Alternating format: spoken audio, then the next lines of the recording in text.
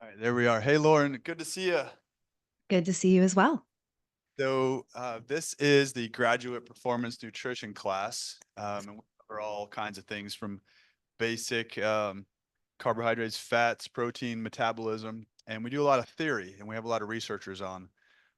But what we're trying to do better at is get more practitioners on and what to actually do with the theory that we're learning in the class. So we're moving into a segment of class for the next few weeks where we're trying to have speakers that can really translate and tell the students about what do we do with this book knowledge that they're very good with now, and what do we do with it? That's the biggest comment I get back from students year after year is like, I wish we had done more application of what we've been learning in the classroom. And so Lauren and I, my wife Lauren, were just discussing speakers and stuff. And Lauren Hubert used to work with my wife Lauren back in the day. So you can maybe tell a little bit about that story. But we've been following Lauren Hubert's success and growth online, and we're real interested in her success. And so I think it was about time to bring you back to Florida State and tell us. I think we'll start there. We'll have maybe run through your introduction, what's been going on since 2016, and maybe anything you want about building your business, but then also hopping into the information you want to share us about, specifically the topics we talked about in our emails before today. And I have a little remote mic here, so anytime we need to ask a question, you guys just raise your hand. I'll bring this mic over to you so she can hear us, and it gets recorded to the Zoom land. Okay. All right. Thank you, Lauren. Hubert, we can't wait to hear more from you. Love it. So when I was at Florida State, I worked with LT, aka Dr. Ormsby's wife, in the campus recreation department. I was oh God, I don't even know the title at the point, but I helped do like body composition testing. We did a little bit of VO2 testing, which is a little bit outside my wheelhouse because I am a trained dietitian. And then I worked at the fueling station, if any of you guys did, which was a really fun experience. And I also was in a sorority, which that will play into a little bit of what we're going to talk about. But after Florida State, I got my bachelor's in dietetics there, ended up going to Boston University for my MSDI. So I got a master's of science in clinical nutrition. It was very research heavy, but wasn't specialized in sports. Ended up doing my internship at University of Massachusetts Medical Center. So I worked in a level 1 trauma center, which is not stuff I use in my day-to-day now. You know, it's funny with nutrition, you learn so many things that might not be pertinent, like to the specific career you're going in. But gosh, I learned so much. I worked a lot in the ICU. And it was actually great because I took that experience. And then while I was growing my private practice, I went per diem at a really rough long-term care facility in St. Petersburg, Florida. So it actually helped me work like 2 days a week to be able to grow my practice until 6 months later, I was able to go full time. So I did that. And then also at Boston University, I got the opportunity to, for more sports relevant, worked in their Walden Behavioral Care's goals program. So it's one of the leading and honestly really innovative eating disorder outpatient treatment centers specifically for athletes. So a lot of female athlete triad we saw there. And gosh, I was like pretty young at the time, and the power of your words with this population. Like I remember one time I mentioned like I was working at Orange Theory at the front desk and I said something and I like had no idea it was going to be perceived that way by a client. So a lot of great experience there. And then after my master's and internship, I ended up joining a private practice that was in person. This was before the pandemic. I moved down to Florida. I was under the supervision of actually an NFL dietitian and then another dietitian, and worked with some professional athletes there, but a lot of like everyday gym goers. Actually, our practice was inside a gym and we had collaborations with about 17 Orange Theory studios in the area. So I feel like I have my PhD in Orange Theory at this point because I work with a lot of those clients. And from there, my husband, long story short, he's in medicine and we ended up moving 1,000,001 times. I just moved from Boston to California, back to Boston now, where I'm at. And because of all the movement, and this was before the pandemic, I totally knew that online was absolutely the way to go. With like social media was just beginning to pick up, like Instagram nutritionist, and that whole thing wasn't super popular at that time, but it was like people were beginning to post I think more, especially in the dietitian space, at least, like there were bodybuilders obviously on social media at that time. So then I just decided, you know what, let's go all in on this. And that's where I created my company, The Sorority Nutritionist. And a lot of people are like, oh, sorority, that's really interesting. We work with women from age 20, even like we've worked with 18-year-olds before, but usually 20, 21 is like the youngest we'd work with. But honestly, most of my clientele is in their 30s, 40s, 50s, and 60s.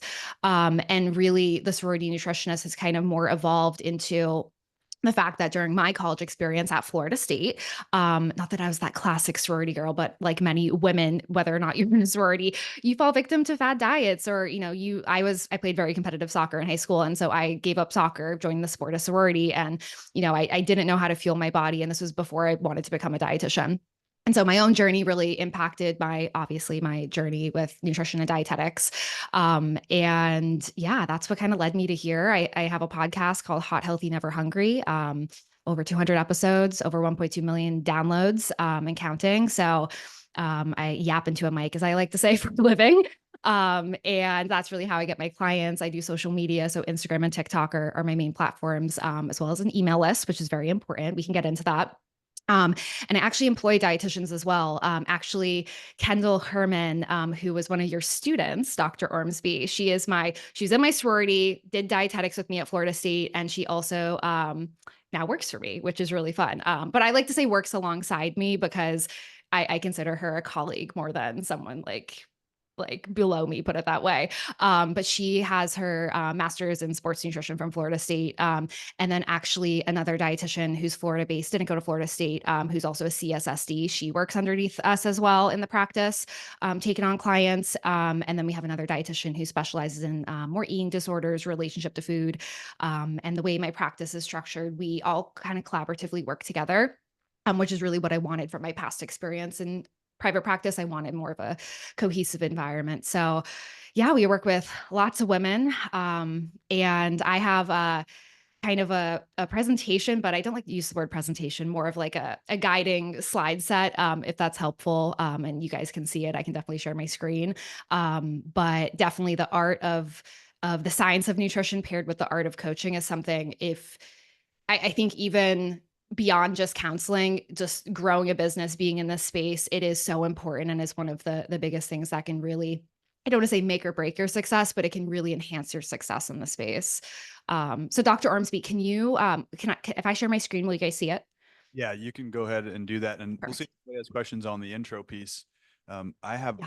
just a comment because you got a lot of life changes, right? You left here, you moved around a bunch, you have a husband and you have a baby.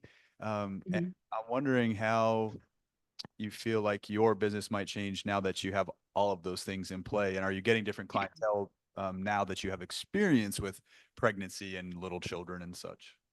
Oh, yeah. Oh, and I didn't even plan to talk about this, but I'm so open about it. My pregnancy was really unique as a social media kind of based dietitian because I've always been transparent. I'm kind of known if for from the people who are part of my community. I speak the truth, and sometimes I'm a little blunt, but like caring and loving, but blunt, especially in the weight loss space. And it was very interesting hiding my pregnancy at first. And obviously, I'm a big believer what you look like shouldn't determine your intelligence or your ability to coach. But of course, when you do social media, I mean, you just wear the outfits you wear, like that, how you present yourself does give a vibe to your audience in terms of your values, your personality, and we make judgments off of people based upon that. And not that looks are everything, but it was very mentally strange for me to be gaining weight. I gained 50 pounds in my pregnancy, which is more than the guidelines, which I opened up to my following about, and it actually helped me get a lot of clients, to be completely honest. It was very interesting gaining weight, talking about weight loss. So actually during my pregnancy, I was like, you know what? If I'm the way I do business is if something doesn't feel right to me, I'm not going to try to fit a size 12 foot in a size 6 shoe. So I actually pivoted a lot. I ended up not taking private clients, relied a lot more on my staff for more coaching services. And I expanded my shop page. I launched a challenge called the 30, 30, and 30 challenge. So, eating 30 grams of protein a meal, 30 grams of fiber for the day, and doing it for 30 days with like a meal plan. And I did some live talks and things like that. So I made a lot of pivots. And what was really great is those are all recommendations and, strategies that are really helpful for weight loss and body composition change. But those are also strategies that I could show myself making these recipes as I was pregnant and gaining all this weight and, in completely different nutritional needs. So that's kind of how I've pivoted, and now actually, it's funny. I'm sitting here with my baby on the monitor, my mom downstairs. I have a 3.5-month-old, guys, and I in terms of calls, I only take like really high priority calls now. I don't take any client calls. I actually use like a walkie-talkie app. So there's always, especially with virtual business, there are so many different ways that you can structure your business. And actually, something I put in the slide deck that we probably won't even get to is like there are no rules. Like you can decide how you want to run your business, and really the opportunities in nutrition and fitness are endless. Like you can make whatever you want your career to be, what your career to be. And that's a really big lesson. And the only other thing I'll say is, there's so many people that were like, don't, even family members, like, don't make this sorority nutritionist, or don't do this and don't do that. And there's going to be so many people with opinions, but you can really do whatever the hell you guys want to do. You have the education and background. It's just about finding the avenue to deliver the information that feels the best for you guys. Awesome. Great message. And yeah, we'll look forward to hopping into the slide deck here. That'd be great. Cool. Sounds good. So we went through a lot of this, so I might skip a little bit of it. Um, let's start here. So, like Dr. Ormsby was saying, being able to apply the science of nutrition into the art of coaching, that's what I put here, is really the biggest struggle. When it comes to counseling and starting a business, there's actually one thing related to conveying this information to people that is actually the biggest struggle I find. And it really boils down to relatability. And this also applies to social media as well.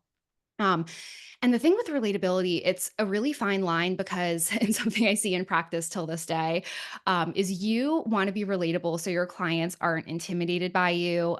You want your clients to feel really open to discuss sometimes what can be very sensitive topics. The amount of women and men that struggle with overeating, closet eating, feeling shameful about their food choices, from athletes to the average Joes in the gym. Like there's no like sometimes even athletes are worse in this category, to be completely honest, about feeling bad about their food choices because of sometimes poor coaching staff that are telling the athlete a certain thing about carbs or whatever it is. I mean, you see it all.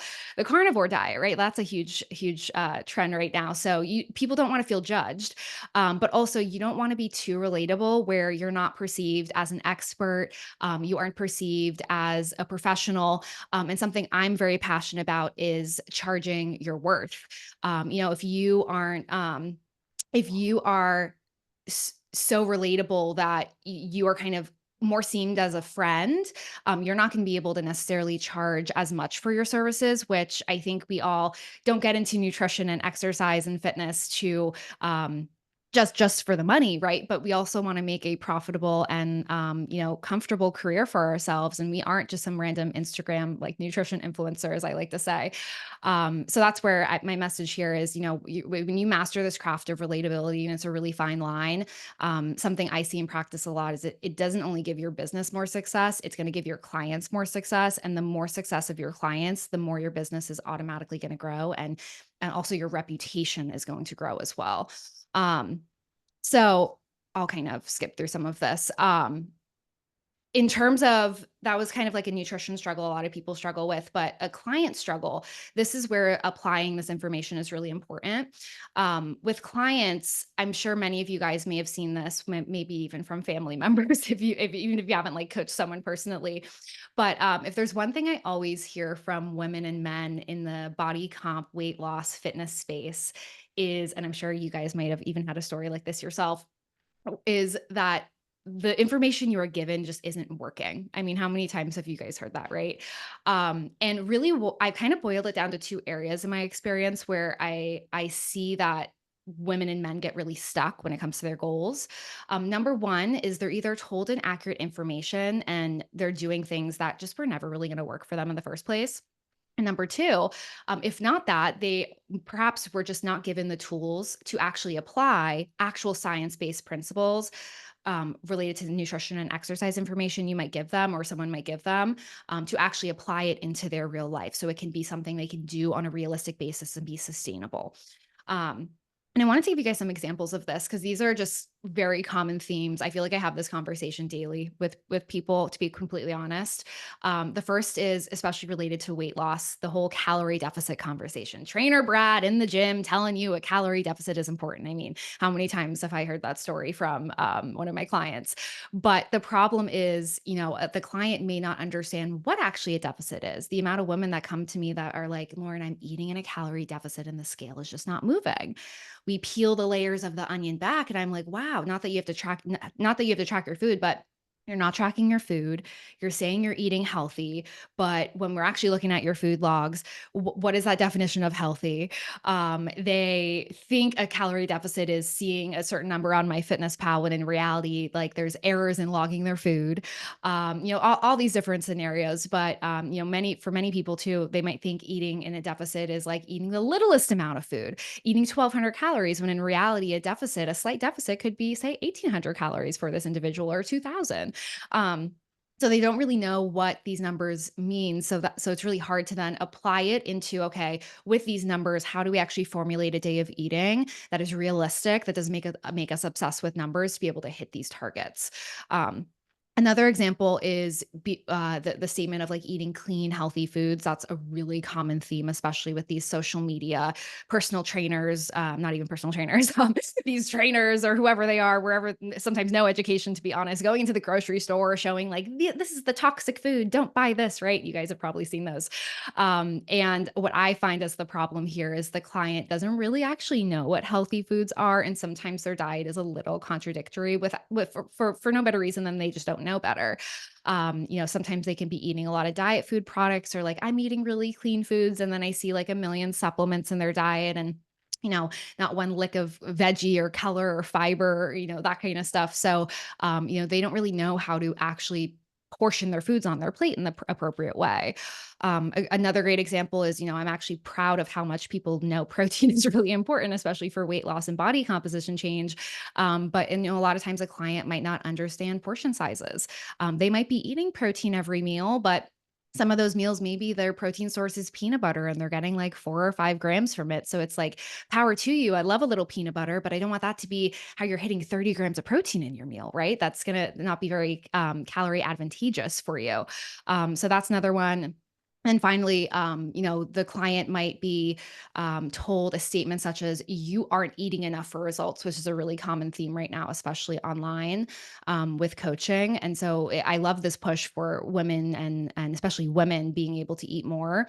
But the reality could be the client is actually gaining weight. So it isn't that, it's kind of a misnomer. They actually are eating enough. It's that they're under eating during the week, overeating over the weekend. So they're making up for those calories and then some. And so that's actually the cycle that needs to be broken, not just the recommendation, eat more, because that's really vague. It's like, how do you actually apply this to the problem? I know I'm talking a lot. I want to take a moment. Any questions on some of these statements or any comments? Questions, Yeah.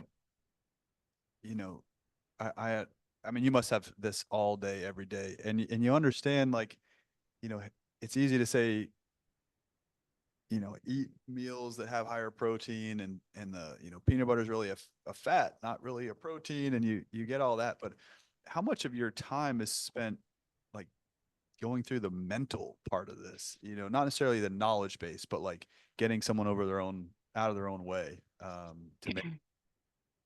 Yeah, I'd say the mental part honestly is more of what I do day to day. And actually thinking about it this way, for at least the way my business is structured, so much when people come through the door, for the most part, they're so primed because of my free products, my podcast, um, the amount of effort it takes to get them through the door, whether it's a lower ticket product or higher ticket product. So much of the education is already there, where many of these women and even men know that, okay, I know what I need to do at this point, but they have trouble doing it. And that's also where, as anyone expands their practice, being able to offer different products for different people that have different problems. So, for instance, a coaching program with us, that's for usually a client who's coming in like, I know what I need to do. I've binged your entire podcast. I understand protein's important. I understand that like a 30-gram meal is going to be really great for me. And, I've followed the meal plans, I've done this and that, but I have trouble actually applying it to my life. That's usually someone who's going to do coaching more, or as a case study example I have for a client I worked with, like body dysmorphia, body image issues, relationship to food struggles, like those are people that are more suited for a private coaching kind of environment where, people coming through the door for more lower ticket options, perhaps maybe they need more counseling and support, but oftentimes like those are things to get their feet wet and kind of get the journey started. But yeah, we can't talk about any of this without talking about the mental aspect of things.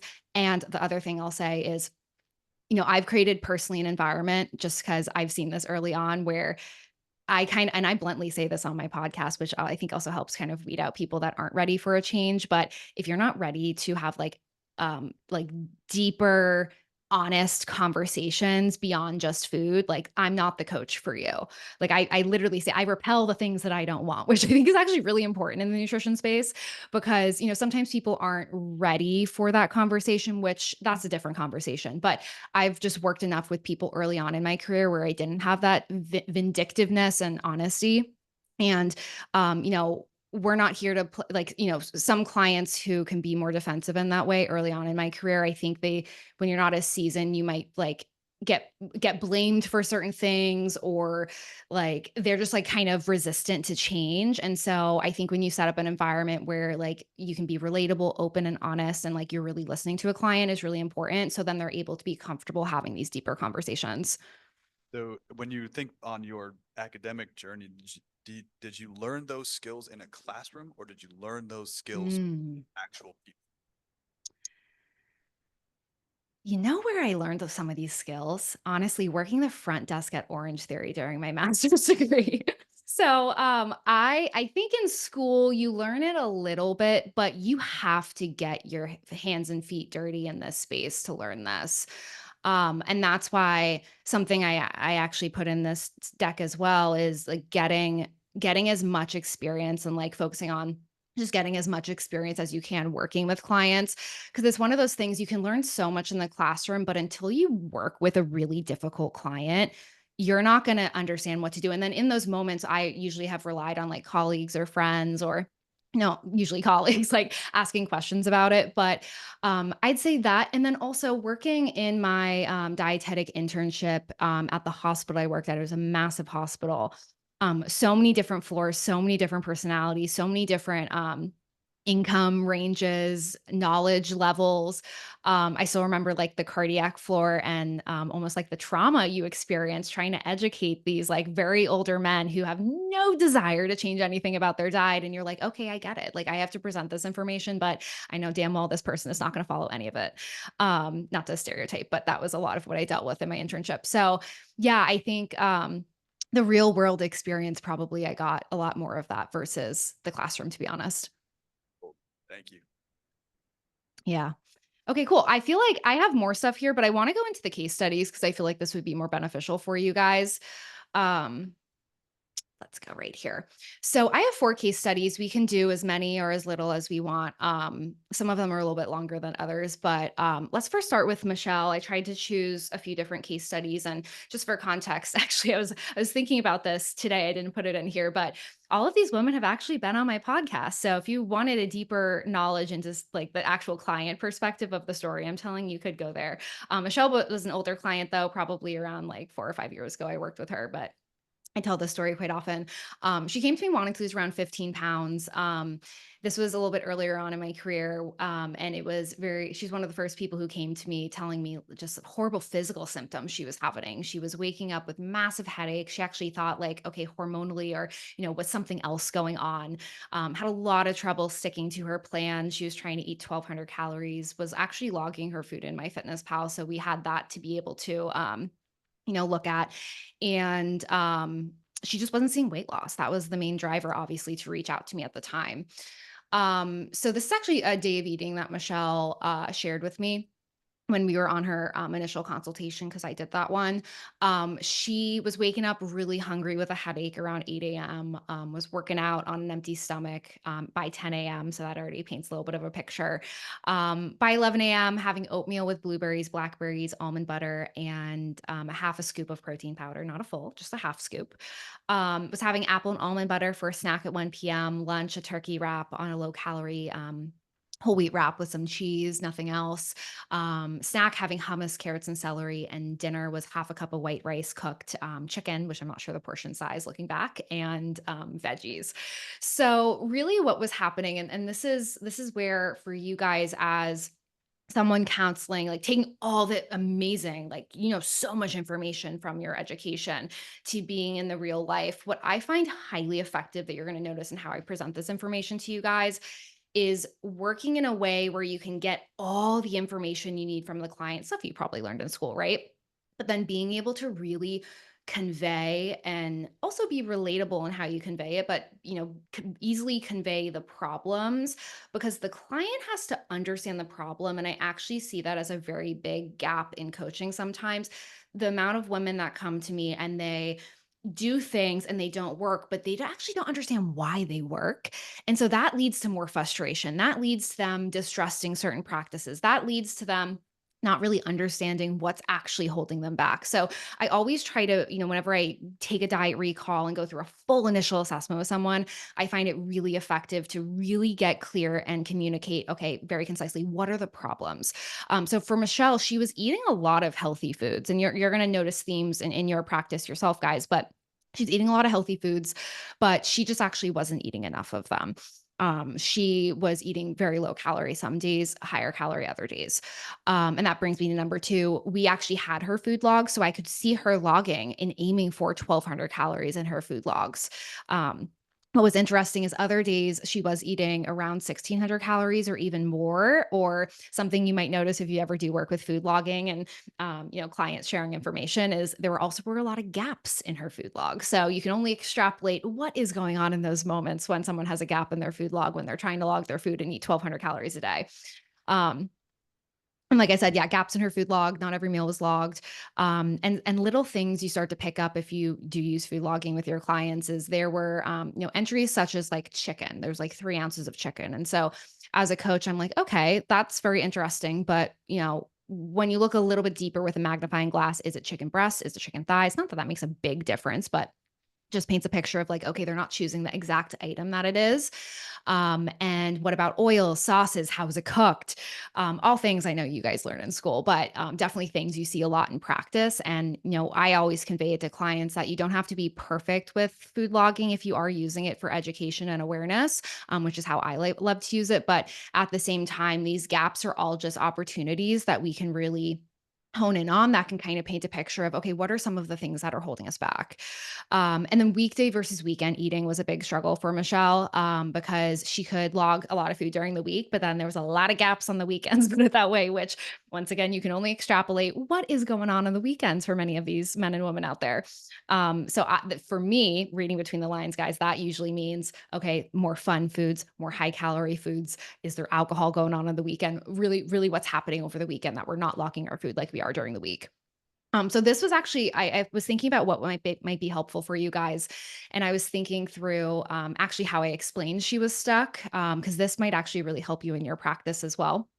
So for Michelle, and this is something I still do till this day, I used her food log plus the gaps in my extrapolations to explain why she was stuck, even though she was eating 1,200 calories some days. So I used the whole weekly calorie average analogy. And when I was in person, I used to actually like show an example of this and do the math out with them. But obviously, I'm online, so it's a little bit different now. But being able to show, okay, if you eat low calorie during the week and you eat high calorie over the weekend, and I'm just guessing 2,500 calories. It's actually pretty easy to, as you guys might know, to put back 3,000 calories if you're eating out and having alcohol and all these things. So, and you're very hungry. So I was able to showcase to her that she's actually not eating 1,200 calories. And in fact, that is, when we calculate your nutritional needs, it is so much lower than where we really want you at, which is why you're having a hard time sticking to it. And that's leading to the overeating on the weekends. Um, And once again, I was lucky enough to have some data, but you could still do this without data and still explain the same concept to this type of client. Because a big struggle many people, from athletes to the average Joe, are really going to have is, okay, I'm doing these things sometimes. Isn't that enough for progress? Isn't like I'm putting in the work. Like, what do you mean? And so it's our obligation and job as coaches to explain the gap to the client so they're able to understand, okay, you're doing great most of the time. Pat on the back, Susie. We love that.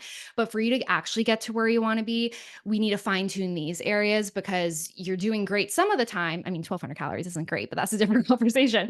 But you're doing great some of the times. How can we really get you to where you want to be? Um, and so for the coaching next steps in terms of what I did with her, um, I first explained to her the under eating was causing not only the overeating, but also the headaches. And so that was part of the next steps that we did. We also identified, and I had a conversation with her about starches because she was eating carbs. She had oatmeal, she had the whole wheat wrap, but some of her meals were a little bit low in that carbohydrate component. And then, of course, the elephant in the room is your calories are way too low. And I know I'm not giving you like specifics on her exercise, but say you're working out even 3 days a week. Say you're not working out 3 days a week. I honestly, I share this with a lot of my clients who ask me before they sign up, and they're like, I've only been able to lose weight eating low amount of calories, and I've genuinely never had to ever set someone's calories for weight loss to 1,200, and that's just in practice. That has nothing to do with a research study or anything. So calories were too low, as you guys can imagine. 'Cause I'm sure you're pros at calculating calories. Um, okay, so in terms of next steps, what I did for Michelle is I actually find it really beneficial for clients if you are working with them one-on-one to be able to actually calculate their calories and walk them through how you get those targets. Because that's something Joe Schmo, the online nutrition coach who has just gotten his 1 week nutrition certification online, right? Like he's not going to be able to give you the breadth of knowledge of how to really, and I'm generalizing, really be able to calculate those targets and convey that to the client. So being able to really talk about what BMR is and why it's so important to not go below that. And that's why, you're eating at your BMR right now. And that doesn't include any of these other things to optimize your body and your metabolism and all these things. That's really helpful. So for Michelle, we got to 15 to 1600 as her little range of calories we wanted her to aim towards as we're planning her food choices. Um, and I really emphasized with her, like many clients, yes, that's a weekly average, but our goal is to really hit it daily. So then, of course, your weekly average is in that alignment and there can be some variability. But the goal, of course, is you still want to hit these every day. You don't want to be 900 calories one day, 6,000 calories the other day. So we don't want to play into this numbers game. The second thing that I did is I also broke down. I remember writing this because I looked back at her little sheet that I sent over to her. What I find helpful and what I did for her is actually breaking down how to hit these targets. And there's so many different ways you can do it. But for her, I actually broke down, okay, so this would mean 400 to 500 calories for a meal, 200, 300 calories for a snack for this many meals and snacks.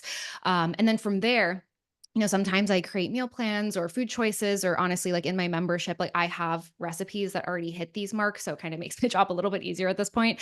But whatever way it is, having a benchmark for meals can be really helpful. And you can do that with any nutrition, like protein, for instance, you can easily do that for each meal and snack for protein too. And I find that really helpful for clients. But then also what I find really important to do is also with the diet recall you have currently with a client, being able to actually give modifications on how you would adjust their current day of eating to bridge the gap between where they are now and where they want to be, where you want them to be. So for her, a modification would be, okay, instead of a half a scoop of protein powder in that breakfast at 11 a.m., why don't we do a full scoop? So you're getting 20 to 30 grams, depending on the protein powder that you're having, of high quality, nutritious protein. It's going to help you stay full, all that great stuff. And then another modification could be related to like meal timing. So, looking at their day of eating, say they're skipping meals or their timings off with their workouts, which is especially relevant for you guys. Being able to not just have her breakfast earlier to help with the headaches, but kind of time out her meals depending on also what like GI wise, works with them is going to be helpful. And so providing options and, seeing how they like them and How I approach nutrition suggestions is really what it is, I always say I'm not a dictator. I'm not here to just tell you what to do. I want to work with you. So saying statements such as, how does that sound? How do you feel like that would work for you? Do you like this idea? And I even say things like, do you like this idea? And you don't have to say yes just because I'm asking. Like saying those types of things and making it lighthearted, I do find really works well, at least with the population that I work with. Um, and so for Michelle, some takeaways for this case study is one, a lot of people will come to you for the goal of either performance enhancement or weight loss. To be completely honest, those are usually like the biggest things. Very rarely do I get a client through the door that's just like, I get headaches. I'm low energy. Usually, if they say those things, it also is accompanied by some sort of performance or weight loss related goal or body related goal. But those signs and symptoms related to their health outside of just the weight loss and performance goals are actually really important for you to use as a clinician, because that just reinforces, okay, you're getting headaches. Well, what causes headaches? Usually under eating and not enough water are going to be the two things that I first think about first. And so it reinforced a lot of what we saw true when we looked and her diet was exposed a little bit more.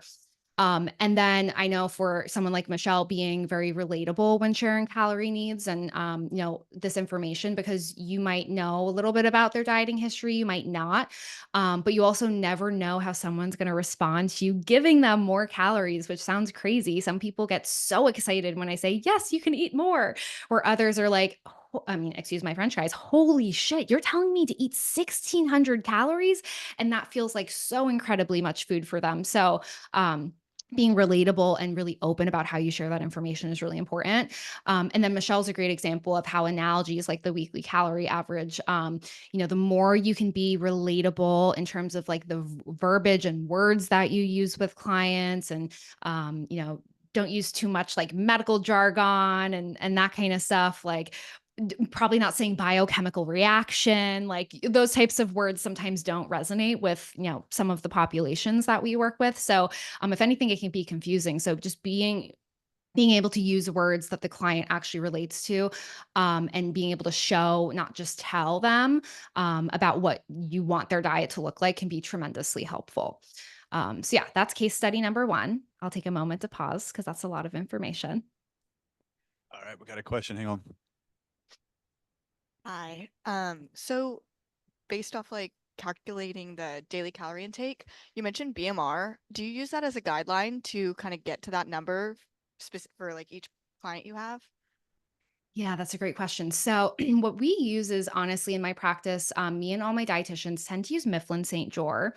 But something that I just personally see with Mifflin and also what clients are reporting to me is their exercise, right? Because that's all reported. It's not, it can change. Someone says like, "Oh, I'm working out 5 days a week." Well, when in practice, then they're working out 2 days a week, and I'm like, "Oh, like we definitely overestimated."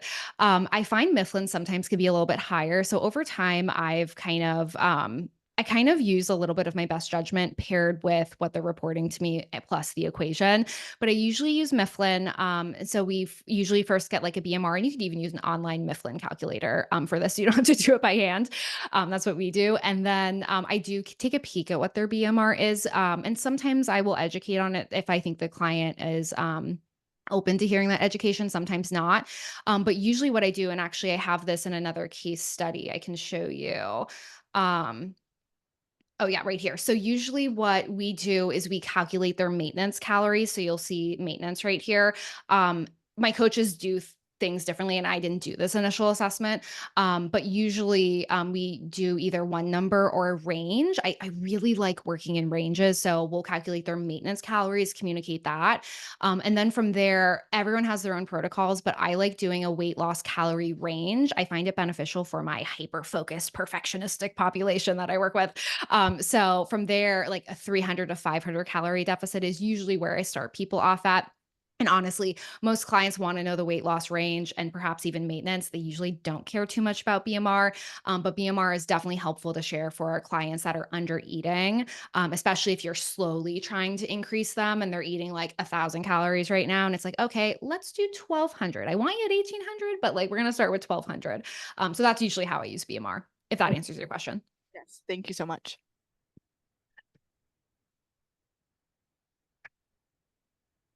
Hi, have a couple questions actually. One, on the slide that you have up right now, you have 25% of the daily calories being protein.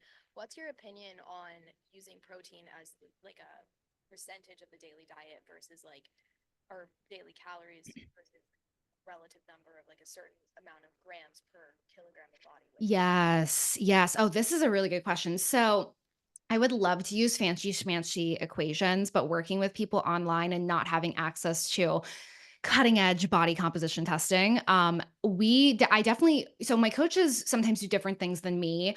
How I like to operate is like, for instance, my membership program, we help because we're not doing the calculations for them. We do their macros as like, okay, this percentage for each of the macros. And I think we have it so 20 to 30%. And so if you're less active, go to like the 20% margin, 25, 30% is more towards people who are more active because it's not like a full blown coaching program. When it comes to coaching clients, I like to take personally what I use that I've just found helpful is I will take their weight in kilograms because I'm a kilogram type of girl with calculations. And then I do whatever kind of grams per kilogram of body weight. So I never go below 1.2. I sometimes go up to 2. But honestly, this is where the science of nutrition really intersects with the art of coaching because you're going to see all these different numbers for recommendations. But when you have a client in front of you and they don't perfectly fit those marks, you're like, okay, what in the world am I going to do? So things that, also another component of this is what their diet looks like now. So there have absolutely been times where I've had clients that need closer to like maybe 120 grams of protein. They're eating 60 grams right now. Over my dead body, am I going to put them at 120 grams of protein for week 1 of coaching when I know they're like barely even getting it and they're a vegetarian and all those contextual things? So that's where what I personally do is I will look at their diet now paired with where I think they should be at using like a grams per kilogram amount. And also looking at their calories. And something I actually learned in my ICU practice. It's funny, actually, my husband's an ICU doc and he just took a test and I was listening to him get education on it because he helps with these calculations now, fun fact. But when, someone is also like has like a BMI of 40 or 45 versus someone who has a BMI of like 30 or, 25, and they're trying to do more like compositional changes, that's really going to impact it too, because you might calculate grams per kilogram for someone who is very, very overweight, but then you see the numbers paired with what percentage of calories it might be, and you might want to kind of revise that based upon what sounds like realistic for them, if that makes sense. But honestly, it's not like a cut and dry answer. I'd say do the percentages. The percentages are great. Like you can start off with the grams per kilogram, see where it falls within the percentages for all of the macros too, because you don't want to use up too much protein where you don't have enough carbs and fats, especially depending on what type of athletic activity that they do.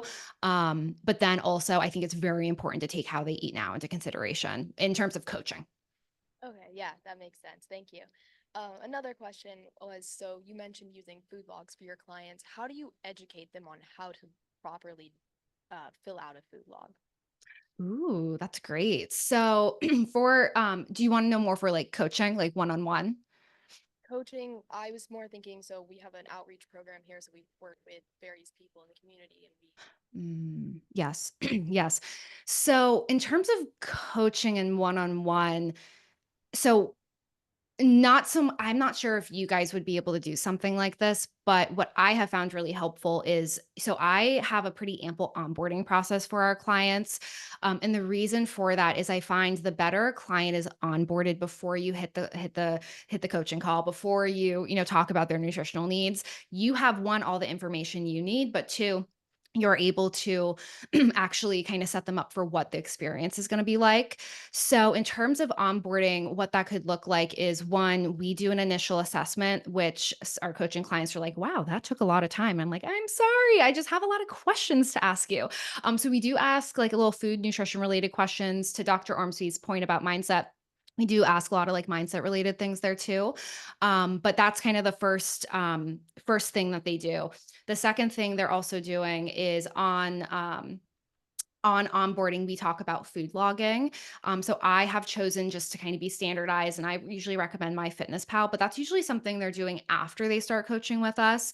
And it really kind of depends on the person. I have clients that are familiar with it. I have clients that don't, but I personally like MyFitnessPal for it. And I just kind of set the precedence of log as much as you can and you feel comfortable with, do the best that you can. I'm not looking for perfection. I just want to be able to look because I have access to it. I just want to look at what you're eating. And then the third piece is whether it's a coaching call, especially their initial call, but as we go through coaching, that's where getting really proficient at leading these conversations, because clients will tell you, oh yeah, like I ate this, this, and this. And I'm like, okay, you just said that so fast. Let's break this down a little bit. And so saying things like strategies you guys might already know, but when do you wake up? When is your first food or drink of the day? What time is it at? What are you having? And what I do is I kind of set the scene to, like, we're going to pause on breakfast right now. The client's going to want to tell you about lunch and dinner before you even finish your statement, but let's pause on breakfast. And then you can ask those like nitpicking questions of, okay, you said you had bacon. Like, what type of bacon? Is it turkey bacon? Is it regular bacon? How many slices are you having? And that's where too, if you have the time for it, being able to ask about the specific brands that they're using can be really helpful, because someone might say Greek yogurt, but okay, is it the Noosa Greek yogurts that have 30 grams of sugar in them? Or is it this non-fat stevia filled Greek yogurt, or like plain Fage yogurt, like very different things. So I find just taking the time the first time you do it to be really helpful. But there are also ways to kind of do it quicker as you get more proficient at it. But yeah, onboarding I think is also a big part of it. Yeah, that makes sense. I have one more question, but okay, I don't want to steal all the time from everybody else. So I grew up as a gymnast and I also coached gymnastics, and recently, earlier this year, finished a research study looking at nutrition habits and low energy availability prevalence in gymnasts. And I, just from talking to the girls that I worked with, um, it's clear that they don't have a good understanding of nutrition at all. They've never really been taught it. How do you go about working with people, especially female athletes, on under fueling their body for performance for their sport versus just their body a certain way? Yes, yes, especially depending on the age. And I know we're talking about calorie tracking, nutrition targets, this kind of stuff. A case study that actually is a really good example of this, if we have the time to talk about it, is Lisa. Because Lisa was someone who actually dieted for 50 years, which, not athlete, but related to your question. Because with Lisa, for instance, because we're not using those targets, finding like calorie tracking, like numbers, that kind of perfectionistic kind of stuff. We use things such as meal planning and like talking about food choices to be able to convey that information. So yeah, I would say, especially with athletes, that conversation, especially with my time working with eating disorders in athletes, is a very important one, because they're, especially in a sport like gymnastics, I mean, running, I saw a lot of it. I mean, really any sport, even in male sports too, you see it a lot. I would say, to convey that information about fueling, you one have to understand the athlete's goals and their purpose. And I think that's a coaching thing in general. I obviously have a lot of people coming to me for weight loss, and there are athletes that will come to me for weight loss, but I think the confidence of being very honest. For instance, I can give you some examples. I have women that come to me saying, like, I would love to lose a few pounds, but I'm running a marathon in 2 months. And I'm like, that is great. You go, girl. But guess what? I don't love the idea of you losing weight running for this marathon. And this is the reason why. And even saying statements like, I love working with, people in your position to be able to improve their performance. But the goal of weight loss while marathon training is not advantageous because of the low energy availability, the higher risk of injuries, using that kind of stuff. But I think what really has to happen is you kind of have to dig into, like, what gets the client going, what gets the athlete going. If they want to be better in the gym, they want to win a championship, like they want to, like, whatever they're going after, that's the thing that, I'm going to use this word, it comes off in a bad way, but you almost have to exploit that to help the client really understand why something might not be good for them at times. So if they're really trying to improve their performance and they're trying to lose 10 pounds of weight, for that client, the shift, and you can even explain it this way, is we need to focus less on like eating less and focus on, okay, how can we get the foods right for you to fuel your body And then once you get to a good place, then perhaps we can talk about body composition. And, sometimes that doesn't include weight loss. Sometimes it includes building muscle and, using these other indicators of progress. But I think the point here is understanding what really gets the client going and what they're really after and what's going to be motivating to them, because once you have that motivation, you can exploit that to help the client really understand why something might not be advantageous for them. Yeah, thank you so much.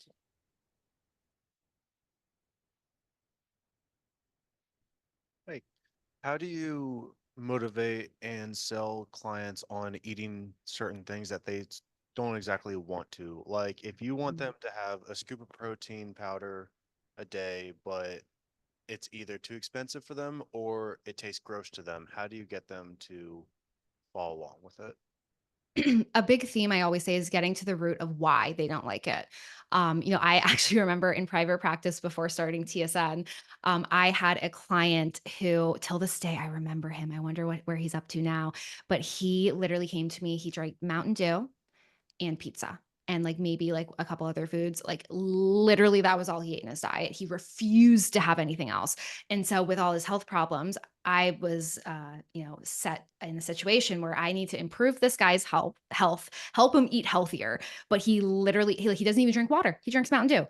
So in those types of situations, gosh, I mean, not every client is going to be that difficult, but I think finding ways to make the food more approachable and fun. I think for someone like that, it's a little more difficult. For the average person who might just like not like veggies, being able to sneak cauliflower rice or spinach in a smoothie, being able to do a casserole dish, and yeah, it's going to have some veggies maybe we're putting in it that like aren't super probably not putting cauliflower or not cauliflower is a bad example. Probably not putting like asparagus in a casserole, right? But something that you're not going to taste as much like bell peppers, onions, like it can kind of sneak in there a little bit easier and be maybe less flavorless, like spinach, in a casserole. But then you're putting cheese in it and all these other things to improve the nutrition. So I'm finding ways to sneak it in. I think also understanding what foods they don't like and trying to find other ways for them to get nutrition for what they're lacking in their diet. And especially when it comes to protein powder, that's a really controversial one for people that I work with, at least, especially because they either haven't found the right protein powder, some are gritty, some honestly don't taste good, some taste great. And finding ways with the protein powder, for instance, I will never have like a protein shake in like the gym bro like shaker bottles. Like I just don't like that, even though I know a lot of people do. So for me, like I have overnight oats in the morning where I put my scoop of protein powder, get an easy 30 grams for breakfast. So finding the method in which they can have it is really helpful. But also knowing for the cost piece, especially with the cost of groceries these days, damn, supplements are expensive, but also our grocery list is really expensive. So I think depending on the grocery store, being able to ask where they're shopping, and really identify like what in their diet they need and perhaps what are even like other options for them to get the same thing. But I am very sensitive and I find it important to be sensitive to what people don't like, because people do have a lot of food preferences. Some are picky, some are not, but sometimes nutrition coaching, you do attract a little bit of the picky eaters, to be honest. Thank you. Hi. So one of the questions I had was just we've talked a lot about like macronutrients with the people you work with for longer. How important are those micronutrients? And then like you mentioned the female athlete triad and like reds, things of that nature. Like how do you go about I guess like combating that as far as do you go straight to supplementation or do you try to manipulate their diet before you resort to that? Yeah, so I'll be candid. I don't really work with a lot of reds now, but I will say both in Walden where I worked, and then also I worked with Boston Children's Hospital under a really great dietitian there.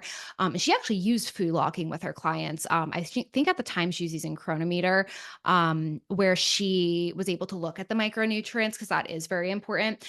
I'd say for the general population, I try not to focus too much on the micronutrients just because usually when you open up the gate to something else, that can often cause not obsession in every single person, but it's just such a big category, meaning there's so many nutrients, there's going to be so many questions. And I'm a believer, we want to focus on the biggest bang for your buck, meaning most people that you guys see, even with things like reds and these very specialized situations, most people don't need the fine tuning in their diet, like the really fine tuning, like, okay, just, like I'm thinking professional athlete, diet is amazing. We're trying to improve performance by like 1% or 0.5% or whatever it is. Like most people aren't doing the basic things well. So that's where I find focusing on calorie intake, meal timings, distributing protein evenly, having enough fluids and hydration throughout the day, improving the quality of the carbohydrates that they're eating, focusing on more fiber, having more color on their plate. Those are the things I probably talk about 90% of the time with people. I'd say the other 5 to 10% of the time would be related to micronutrients. And usually that's related to a disease state, something like REDS. And that, using lab work can be really helpful with that, understanding what their diet is like. And then, for instance, if they're a lot of REDS women that I remember we worked with, a lot of them aren't eating every food in the gamut of things. They oftentimes are like vegan or vegetarian, and there's some underlying like food restriction going on too, for various different reasons. So being able to identify like, okay, for someone like that, we're going to think about iron, and whatever nutrients are relevant to the situation. But I'd say even for those clients though, yes, the micronutrients can be a concern, but usually when the micronutrients are still a concern, there's usually bigger things in their diet that might have to change and adapt as well, if that makes sense. Great. Lauren, with the time, why don't we do one more of your case study choosing to go through with the class, and then we'll end with a couple more questions. Cool. Let me ask you guys, do you want a larger weight loss story, or would you want like body composition example? Any preference? Raise your hand for body composition. Okay, looks like we got a lot of people on. Cool. Let's do body composition. Okay, we're going to talk about Molly. I love Molly's story. So, her husband actually is in the Boston area. She's in Boston, like me, and her husband owns a gym. So, automatically, she is working on her fitness, as I like to say.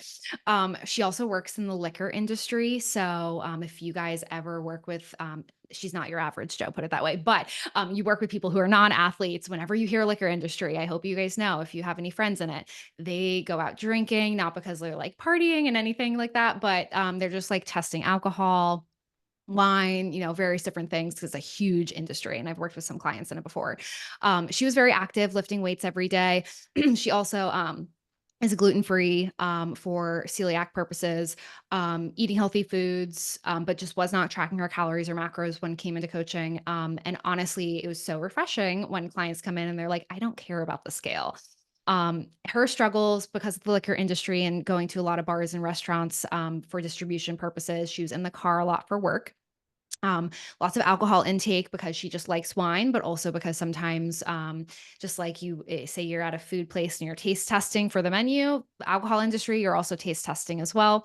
And she honestly was eating a lot of healthy choices. So she just really was like, what is going on? Why is this not clicking? Which honestly is a similar story to what you might see with athletes as well.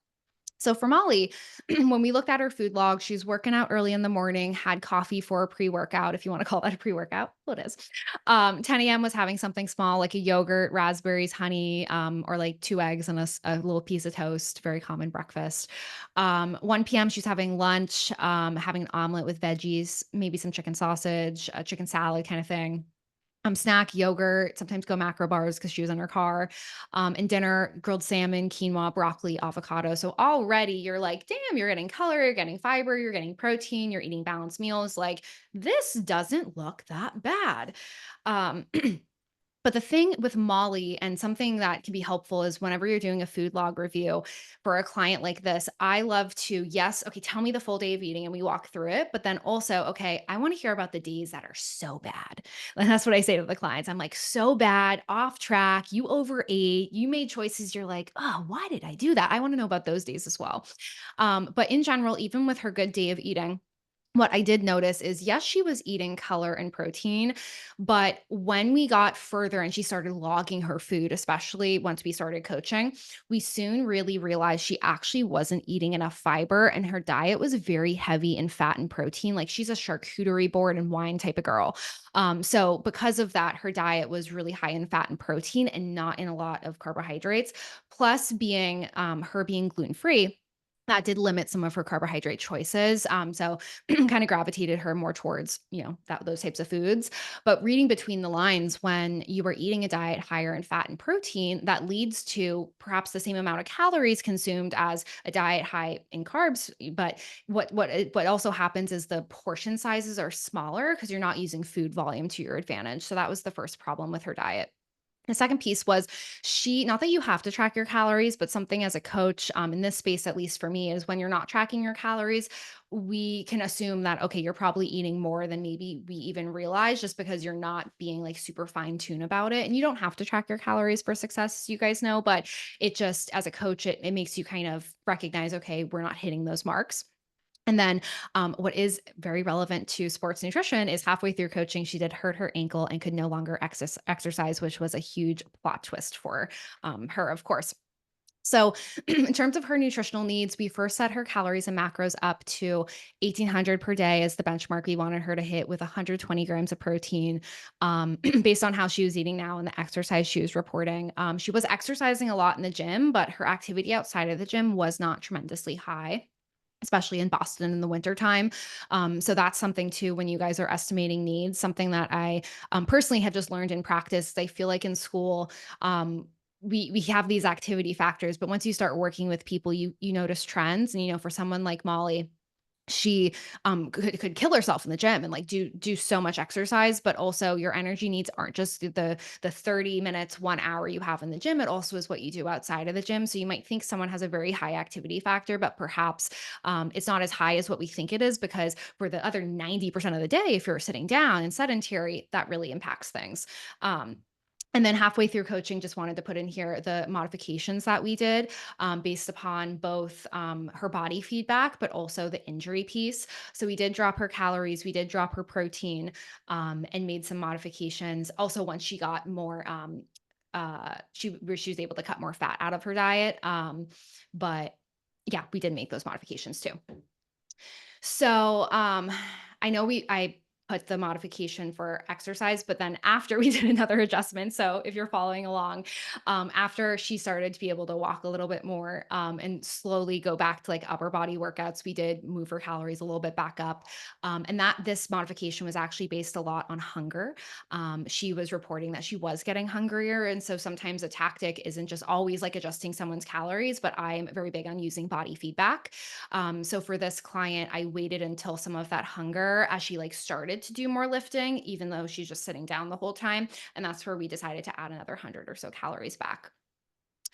And really, Molly, what I love showing about Molly, that I actually made a post on it a while back, is when you look at her progress photo. And I know progress photos for like athletes, when we're thinking about reds, don't do that. I'm not saying take progress photos of your clients, but in my online coaching environment, I think progress photos can be really helpful, especially if the client is of the good mindset, because you see her losing 5.5 pounds in 14 weeks, which is 3 months. But when you look at her midsection, you see the actual visible body fat loss. And that's why I think progress photos get a bad reputation for great reasons, because if you're just working out and eating healthy just for the progress photo, that's not a lifestyle change, right? What happens after the progress photo? Are you going to gain the weight back? But when you do coaching the right way, these can be really amazing tools, just like body composition testing, to be able to see the actual fat loss that is happening. Because yeah, you quote unquote only lost 5.5 pounds, but girl, look at your midsection, look at your back, look at the body composition change that is happening. And it's incredibly helpful too if you don't have access to that professional testing, because you can really reinforce progress. Because when we're talking 5 pounds, clients are going to be like, that's not that much, right? Most people. But when you see the physical change, that's where it can really reinforce that the scale is actually not everything. And that was absolutely the case for Molly with the lifting and the high protein. And what I call is like the trifecta for fat loss. So being in a slight deficit, high protein, and lifting weights is absolutely phenomenal. And that's where you can get this type of body composition change. All right, that's fantastic. Looks like we got a hand for a question, and then we'll move into the final bit. Yeah. Okay, so kind of a special interest here, I guess you could say. But how do you navigate clients like Molly who are gluten-free due to celiac? I'm also celiac, and it took literally years to figure out kind of how to tackle that and feel your body properly, with such a dangerous autoimmune disorder. And second kind of question that follows into that. How do you battle the assumption of people assuming that a gluten-free diet is healthy? Because in reality, a lot of the foods that we consume are lacking nutrients and fortified like grains, essentially. That's super interesting. Yeah. What do you have to say about it? Yeah. Yeah. With gluten-free, it's funny. I know celiac is very serious, but when I think, if it means anything to anyone out there, when I think of clients that have celiac and they're gluten-free for whatever reason, I'm like, oh, that's really not a big deal. And I'm not brushing it off, but why I say it that way is I feel like there are so many options that are naturally gluten-free that if you like those foods, honestly, I don't think you're going to be that big of a deal. So when I think of things like potatoes, right? Like I'm a big fan of adding like a sweet potato to lunch. I often say that on social media.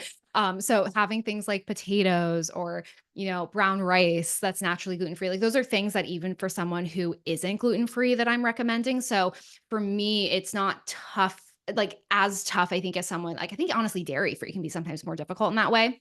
But I do agree to your point about the gluten-free diet being healthier. I find people who do gluten-free for sometimes the wrong reasons, meaning they don't have celiac and they're just thinking it's healthier. I do think it can kind of open up the door to buying a food that's gluten-free and then you actually looking at the nutrition facts and being like, oh, okay, this doesn't have fiber. It was actually really high in fat. And as much as I think our population is super focused on low carb, I think our focus actually should also be on like the amount of fat we're consuming in our diet. Not that fat is bad, but I think we sometimes so focus as a culture on low carb when in reality, you really look at people's food logs and we're actually having a lot more fat, which makes sense because if you're low carb, you're going to make up those calories somewhere. But I want to bring that context in because we often eat higher fat than what our estimated needs might be. And it's, you guys know it is pretty much double the amount of calories. Really great for a client that's trying to gain weight, but for a client trying to lose weight, it can be a really easy way. I mean, you add 2 tablespoons of olive oil as you're cooking your chicken at dinner, and it's kind of depressing when you're trying to lose weight and you're like, oh my gosh, that's like no amount of food, right? But yeah, in terms of the gluten-free piece, I think the best thing is like looking at nutrition facts labels and as much as I can for any client, it's corny, but trying to not just shop the perimeter, but focus on just wholesome ways you can get those same nutrients. I mean, even things like beans, right? Like using like chickpeas. And I'm not talking like a Bonza chickpea pizza crust. I'm talking like, okay, maybe we're making a salad or a bowl. Like I love Greek bowls, for instance. I'll give you an example. So say you're using like brown rice and you make like chickpeas and you like slice up tomatoes and cucumbers. And if you have dairy, like having tzatziki and you know, whatever it is. And maybe you're trying to go for like a gluten-free bread, like a pita type bread. But I think there are a lot of ways to do it naturally. And I really try to emphasize that for clients. How can we go for carb sources that aren't just like marketed carbs that are gluten-free, but instead products that are naturally gluten-free, even like oats, like buy certified gluten-free oats, and you can still enjoy your overnight oats in the morning. Right. Perfect. Thank you so much. Of course. All right, any other questions from the class? Lauren, I'm going to finish with one question. It is probably, we'll need your abbreviated version. In fact, I think we needed 2 classes for all this. We have so many questions. Sorry. The beginning of your talk started with knowing your value and charging your worth. That is a complicated topic, especially as these guys are graduating, coming out fresh, maybe feeling like they can't charge enough. So my question is just in your 3-minute elevator pitch, how do you choose your pricing? Has it changed over your years from, and how do these guys Yes. charge a value that can make them a living and not just be starving forever? Oh gosh, this topic could get me canceled. Just kidding. I am so pro charging your worth, and your worth is not just your education, it is your time. And I think a lot of time dietitians, I mean, for context, little story, when I graduated from BU, I applied to 50 jobs and I didn't get accepted to one. I'm talking clinical nutrition jobs, paying like $20 to $30 an hour. Now for context, to work with me privately is $10,000. I do brand deals for $10,000 for like 1 or 2 videos. And I say that because if I stopped when I didn't get those jobs, I would be trying to pigeonhole myself into an opportunity where someone didn't value my time. So in terms of charging your worth, you have to like, I think at first, like, you have to build a clientele base, you have to work on your craft, you have to work on your practice. But once you get more clients through the door and you've shown your you've shown your ability to deliver a transformation, that's where you can begin charging more. And it's not about charging so much money per se. Like, you can make a program that is a lower ticket option to many, one to many, and make a great amount of money in that way. But it really is the amount of time you're spending with a client. There is a point where it's going to cap out. So it really just depends on what you do. But anyway, I'm kind of getting off track. But to the question, to be able to charge your worth, I think a lot of it stems from confidence. And unfortunately, there's not a lot of pricing transparency in the dietitian space, because a lot of people don't talk about money in the dietitian space. A lot of people are either told, work at this clinical job and get paid $30 an hour, or, there's people in private practice, but no one's really talking about it. But there is so much opportunity for you to charge a lot more money than you might even think is possible. Like, I never thought I'd do private practice and be able to charge $10,000 for a video. But you can, but it all comes with putting in the hours. Like, I'm talking hours and hours of perfecting your craft and being really not even specialized, but really great at whatever you decide to do. But the opportunities are endless. And I'm sure Dr. Ormsby, you might have thoughts on even, I'm sure, like, keynote speaking stuff that you have done. Like, you can literally charge for anything of your time. So it's whatever you're really passionate about and what you get really great at. As you take on more clients, and for me now with a child, I'm very picky about what I take on because I don't have a lot of time. So it's that actually increases your rate in a way, because for me, for instance, when I was negotiating a brand deal recently, typically I might charge a certain amount of money, but now that my time is more rigid, I might, say I need this much time for it to be able to be created. And I also need to charge I'm going to charge this much money because that's the amount of money that's actually worth it for me to do this. So I know it's scary when you're first beginning because you're like, I just want to work with anyone. Like, give me clients, like pay me even like $5. I'll take you on. Right. But I think it is very important for our career path to, we don't want to be greedy by any means, but I think, even when you're first beginning, like you do deserve to charge a great amount of money for your time. You are highly specialized, highly qualified. And also, the one other thing I'll say is people pay attention and listen to you when you charge them. Do not give free advice on social media is one thing, but for someone to make a transformation, like, they need to pay to play. And honestly, like, you doing coaching for free or really undervaluing yourself, the client is not going to get the transformation that they want because they're not going to respect your time. Anyway, I could talk about this for days. I know I'm probably on a tangent and off track, but charging your worth is incredibly important. Oh, that's really great. I think it's a message I want them to hear from you. Sometimes they don't believe me, so I want to hear the people doing it Believe him. go ahead and take charge of this. Thank you so much, Lauren. Everyone, let's give her a round of applause. Thank you very much.